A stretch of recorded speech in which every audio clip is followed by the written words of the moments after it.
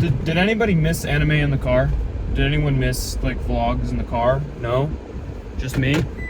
Well, that's what we're doing today, because I have decided to become even more pretentious and obnoxious, because, we weren't already there already, and I started Legend of the Galactic Heroes a couple of days ago, because if there's one thing about my anime oeuvre that is lacking desperately, it is my knowledge of like the old head mecha and sci-fi shows.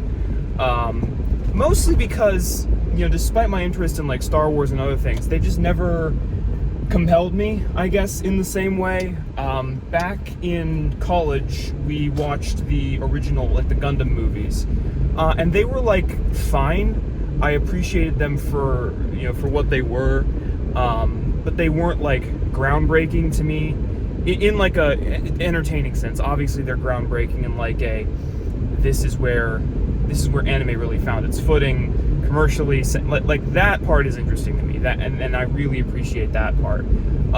But I wasn't like I wasn't really compelled the way that I thought that I was going to be, and that was a little unfortunate because it has made me not want to sort of delve into the rest of Gundam, because I know that there's a lot of Gundams that are like very, very good and like have a lot of really cool and interesting people working on them. Like, especially the ones in the 90s, and like, I know Iron-Blooded Orphans is good.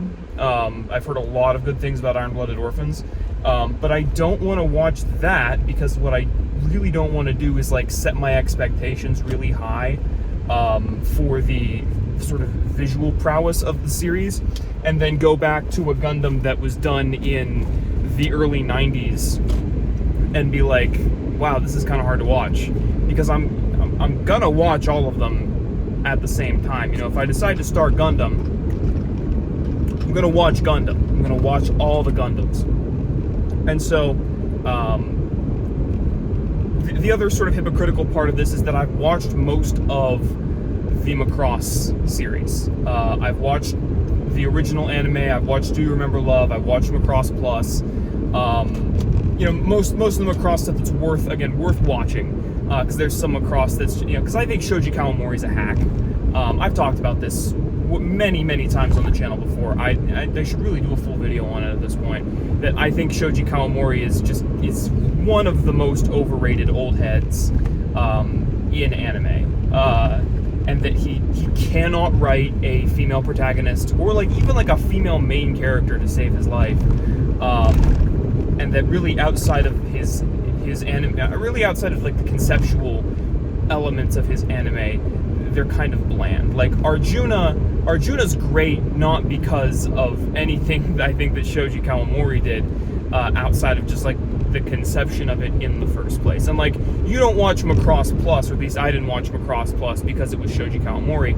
I watched it because that was Shinichiro Watanabe's big break. And so, since I'm going to be a Shinichiro Watanabe sycophant, I've got to watch all of the important Shinichiro Watanabe stuff. And so that was my motivation behind watching Macross Plus and like trying the Macross series in general. Because like I was like, I can't watch Macross Plus if I don't at least watch the original series and Do You Remember Love? Like that seems like it wouldn't make a ton of sense. And so that brings me again, the same mentality, to Legend of the Galactic Heroes, which is sort of the thinking man's mecha anime. Yeah, at least that's the reputation that it's been given to me. I don't know if I'm fully aboard that train of pretentiousness yet, but I am aware that it's more of this. It's almost like Code Geass without the really explosive mecha battles, where the climax is so much less important than the build up to it. At least that's how the first few episodes have illustrated themselves to me. And much like Gundam, it is much more focused on the personal aspect of war, much more concerned with the human element of it, as opposed to just a bunch of ships or robots blowing each other up. Because one thing that my history, not my history, man. I had a professor that we watched Gundam and a few other like older Japanese properties with, and he was really annoying. But one thing that he did point out that I think is like very interesting and very important is that anime that focus more on the like destruction of mechs and of aliens and of non-humanoid creatures tend to be more about glorifying the war and glorifying what takes place, as opposed to anime like Gundam and Legend of the Galactic Heroes and Evangelion that focus more on like the human aspect of mecha fights and mecha battles, where they're more interested in tearing down the narrative that war is glorious. Legend of the Galactic Heroes, though, it kind of goes both ways, because you've got, and it really presents them on even footing, which is interesting to me, because it's more of a thought experiment. It is not, at least it has not through the first few episodes been sort of explicitly politically one way or the other. And in an anime that is 110 episodes long, I can appreciate that. You know, normally like centrism to me is the most brain dead political ideology that you could have. Because centrism in the United States is one side saying, hey, black people and gay people should have rights, and the other side is saying, no, they shouldn't, that's stupid. And so that's the centrism you get in America. But the centrism presented in Legend of the Galactic Heroes is more, Reinhard is this new up-and-coming, really talented commander who just kind of goes for it. He's aggressive, and he glorifies war.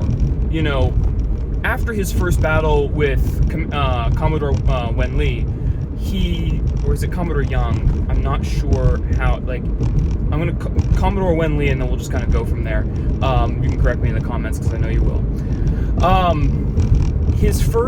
After his first battle with Commodore Wenli, he sends him a missive and is like, hey, you know, you were brave, I wish you health until our next battle, which one is just an incredibly cool thing to do. Like, that's just, after beating somebody, that's just incredibly badass, even if it's done genuinely. And two, and secondly, it shows that that war to him is glory. War to him is noble, it is fruitful, it means something more, it's chivalrous. It's not just mindless slaughter, even though he's just killed 1.5 million people. And Wenli, on the other hand, is even more interesting to me because of how well his reluctance is portrayed. I mean, he's thrust into this commanding role, and not only does he not want to be a part of it, you know, almost in a Shinji-esque sort of way, but he, like, actively resents it. Instead of, you know, Shinji is sort of just a passive player in his desire to not be a part of the Evangelion project. Like, the most Shinji does in protest is, like, leave Nerve headquarters for a few days and ride around on the train until Misato comes and gets him. Whereas Wenli, he takes care of this big, he's a really central figure in this big important battle, and he is called upon by the commander-in-chief or by the Secretary of Defense of his home government to be a part of this big memorial service. And not only does he not attend, he tries to sleep through it. He, like, actively avoids the glorification of his role in this battle, even though by all accounts it was very noble for him to step in and do what he did. And so even in these first few episodes, Legend of the Galactic Heroes is showing me a series that is very sophisticatedly written. The direction and the animation, obviously not going to be there for a series with a shoestring budget in 1988. But I don't really care about that as much, because one great thing about having spent the last couple of years consuming the When They Cry series is that, especially if you were somebody who got used to using the Ryukishi sprites, like I was, you don't give a shit how anything looks anymore. Like, the thing you'd be watching and presuming would be the most dog water looking thing on the face of the planet, but if it's written well and has really strong emotional beats and really compelling emotional beats, it does not matter. And so I'm very thankful that I played through the entirety of Higurashi with the Ryukishi sprites, because now I can do anything. Now I can watch any series, I can go back as far as I want, and the animation to me is meaningless. It does not matter if we just have a still shot of two characters with their backs turned to the camera and nothing happening, because they don't even have to animate the mouths, because what they're saying is super cool, and how it's being presented is amazing. Also, really quick directorial note, in the first battle, the first thing that really made me like soy jacket this show was whenever Reinhardt implements his big plan and starts going off or after the individual fleets or the individual rebel fleets. There's diegetic classical or non-diegetic classical music that becomes diegetic inside his cabin, and then the next time the shot shifts from his cabin to something else, the music shuts off, and then it comes back on whenever. It's so cool. I love that shit. I love playing with diegesis. It's been 4 years since I've been in film school, I'm sorry. Playing with diegesis is so cool to me. I love it so much.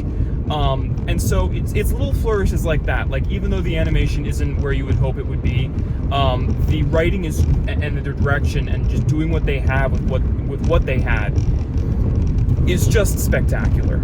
I'm only a few episodes in, and I know it's a 110 episode series, but given the prestige of the show and the history that it has, I would not be surprised at all if it not only carries this same level of quality, but expands. And I will be making more videos, I promise you, on how this series evolves in my mind, because based off the first few episodes, this is going to be squarely in my top 15. It might not have the sort of emotional grip and creative grip on me that it needs to break into my top 10, but I can tell this is going to be top 15, top 20, and that's where it's starting, and we're just going to go from there. But I give it a shot. Like, I could recommend you starting it, at least just based off of those first 3 episodes. It's a really spectacular show so far.